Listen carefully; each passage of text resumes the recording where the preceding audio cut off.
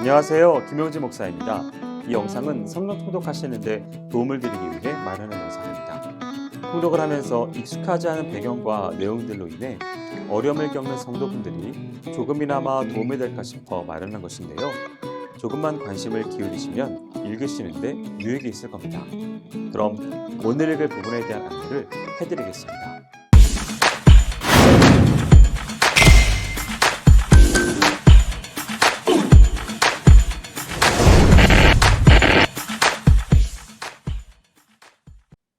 오늘 읽을 본문은 역대하 10장에서 12장까지입니다. 역대하 10장은 이스라엘이 남북으로 갈라지게 된 원인과 경과를 언급하고 있는 장입니다. 1절에서 15절은 세금과 노역에 대한 백성들의 요구와 그에 대한 노인들과 젊은이들의 충고, 그리고 백성들의 요구를 거절하는 르호보암의 태도 등을 기록하고 있습니다. 그래서 이스라엘이 남북으로 나뉘게 된 원인에 대해서 언급하고 있습니다. 사실 솔로몬이 엄청난 건축 사업을 추진하기 위하여 백성들로부터 막대한 세금을 징수하고 그들을 강제 노역에 동원함으로써 백성들의 불만은 극에 달하게 되었습니다. 더욱이 당시 이스라엘은 종교적으로도 타락의 일로에 빠져 산당을 건립하고 우상을 섬김으로써 하나님의 은총을 잃어갔습니다. 이러한 시점에서 왕위를 계승한 르호보암은 유화 정책을 추진하자는 노인들의 충언을 벌이고 정세를 제대로 판단하지 못한 젊은이들의 강경 노선을 따름으로 왕국 분열을 자초하고 말았습니다.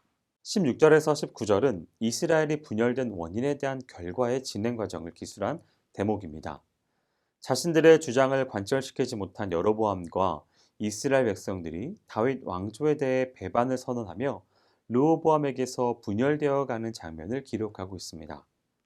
이러한 역사의 진행 과정을 서술하고 있는 본 단락은 열 지파가 반란을 일으켜 분열한 장면과 르호보암이 예루살렘으로 도주한 사건을 기록해 이스라엘이 분명히 분열되었음을 강조하고 있습니다. 이와 같은 내용의 본 단락은 열왕기상 12장과 같은 내용인 바 특별히 열왕기상 12장 20절, 즉 여로보암의 즉위식에 관계한 사실만을 생략해 본서 저작의 의도를 나타내고 있습니다. 다시 말해서 본서 기자는 북이스라엘의 역사에 관계된 사실 모두를 거부해서 오직 유다 왕국의 면면이 흐르는 하나님의 역사하심을 나타낸 것인 바 다윗 왕가를 통해 주권적으로 역사하시는 하나님의 손길을 강조하는 것입니다. 그래서 에브라임 족속인 여로보암에 관계된 역사는 언급을 회피한 것입니다. 역대하 11장은 왕위에 오르자마자 북쪽 열지파를 잇는 불운을 맞은 르호보암 왕이 어떻게 국난을 타개하고 유다를 번영케 하였는지를 잘 보여주고 있습니다. 1절에서 12절은 북이스라엘을 원정하려고 했던 르호보암이 여호와의 말씀에 순종하여 전쟁을 포기하고 군사를 돌이켜 국방을 튼튼히 하는 일에 전력을 쏟는 모습을 묘사하고 있습니다. 그래서 르호보암의 회군이 오히려 남유다의 국방력을 강화하는 원인이 되었음을 나타내고 있습니다. 이런 내용의 본 단락 중에서 그 전반부인 4절까지의 내용은 열왕기상 12장 21절에서 24절과 동일한 내용의 장면입니다. 그러나 본서 기자는 남북 왕국의 분열이 하나님의 섭리와 역사하심으로 말미암은 결과라는 사실을 깨달아 본문에 나타난 전반부의 사건을 본 단락의 후반부와 연결시키고 있습니다. 그래서 본서 기자는 남유다의 정통성과 남유다와 함께 하신 하나님의 섭리에 초점을 맞추고 있는 것입니다. 이러한 이유 때문에 열왕기서가 본 단락 전반부의 사건을 자신의 위치를 더욱 공고히 하기 위해 대내외적으로 계책을 강구한 여로보암의 모습과 연결시킨 것과는 달리 본서 기자는 남유다의 강성한 모습과 본 단락을 연결시키고 있습니다.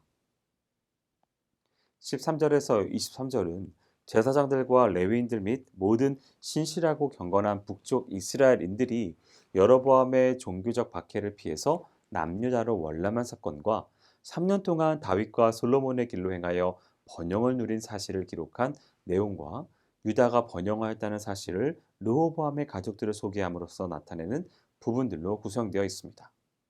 그런데 이와 관련하여 본서 기자는 르호보암이 유다를 통치하는 과정에서 범한 우상 숭배의 사실과 백성들이 행한 가증스러운 사건들을 생략한 채 기록하고 있습니다.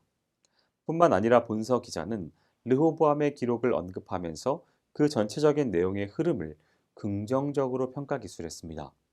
사실 르호보암은 아내 18명과 첩 60명을 두어 아들 28명과 딸 60명을 낳아 선민의 왕으로서 지켜야 할 율법을 어겼습니다. 그럼에도 불구하고 본서 기자는 이러한 그의 법률적 과오가 신명기적 관점에 의거해서 지적하지 않고 지나쳤습니다. 그래서 본서 기자는 하나님의 구속적인 역사가 하나님의 말씀에 전적으로 순종하는 남유다를 통해 지속되었음을 부각시키고 있습니다. 역대하 12장은 앞장에서 이어 르호보암의 통치에 관하여 기록하고 있지만 앞장과 달리 부정적으로 묘사되고 있습니다. 1절에서 8절은 유다 왕 르호보암이 여호와의 율법을 떠나 우상을 섬김으로 타락하였기 때문에 여호와께서 애굽 왕 시삭을 통하여 징계하시는 장면을 기록하고 있습니다. 즉 본 단락은 르호보암이 타락한 결과로 인해 하나님의 심판을 받는 장면인 바 애굽의 침공을 받게 된 원인, 침공의 결과와 하나님의 설명, 그리고 이에 대한 르호보암의 회개와 하나님의 긍휼하심으로 구성되어 있습니다. 사실 애굽 왕 시삭이 유다의 견고한 성읍을 다 취하고 예루살렘만을 남겨두고 있을 즈음에 유다 방백들과 백성들은 선지자 스마야를 통하여 시삭의 침입이 여호와의 심판임을 깨닫게 되었습니다. 그래서 그들은 여호와는 의로우시다고 하고 자신들의 잘못을 회개하였는데 이후 하나님이 그들의 겸비한 마음을 보시고 애굽의 세력을 급격히 약하게 만드셨습니다. 그래서 애굽 왕 시삭이 성전의 보물과 왕궁의 보물을 몰수히 빼앗아가긴 했지만 전면적인 예루살렘 파괴는 없었던 것입니다. 이와 같이 애굽 군대가 크게 세력을 잃고 예루살렘을 완전히 파괴시키지 못한 것은 7절 말씀과 같이 하나님의 말씀이 성취된 것입니다. 9절에서 12절은 르호보암이 겸비하는 모습을 보여주고 있습니다. 사실 하나님의 길로 행했던 다윗과 솔로몬은 일면 전쟁으로 다른 한편으로 상업에 의하여 성전과 왕궁의 보물을 충만히 채웠습니다. 그래서 솔로몬은 자신의 영화를 상징적으로 나타내기 위하여 방패를 금으로 만들었던 것입니다.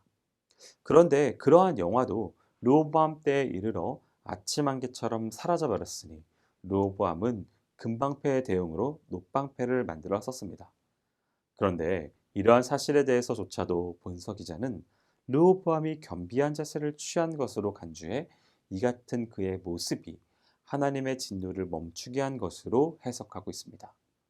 그래서 열왕기서에 없는 사실임에도 불구하고 이 같은 기사를 첨언한 것입니다. 13절에서 16절은 르호보암의 행적과 종말에 관한 평가를 내리는데 그를 사악한 왕으로 간주하고 있습니다. 사실 르호보암은 강력한 왕권을 가지고 변방의 유다 성읍들과 함께 예루살렘을 중심으로 해서 17년간 통치했습니다. 그러나 그는 종교적인 면에서는 마음을 오로지 하여 여호와를 찾지 않고 악을 행했습니다. 이것은 이방인 암몬 여인이었던 어머니의 영향 때문으로 보입니다. 또한 그는 매우 호전적이어서 북이스라엘의 여로보암과 항상 전쟁을 일삼았습니다. 이것은 하나님께서 금지하신 동족 간의 전쟁을 말하는 것입니다. 이처럼 르호보암은 한때 순종하기도 했고 겸비하기도 했지만 한결같이 못하여 결국 악으로 떨어졌습니다. 이는 그가 육은 강했어도 심령이 연약했음을 나타낸 것입니다. 여기까지 역대하 10장에서 12장까지 성경 통독을 하실 때 도움이 될 만한 내용을 전해드렸습니다. 혹시 이 외에 질문 있으시거나 나누고 싶은 이야기가 있으시면 밴드나 댓글로 달아주시면 필요한 도움을 드리겠습니다. 그럼 내일 다시 만나도록 하겠습니다. 통독 화이팅 하세요!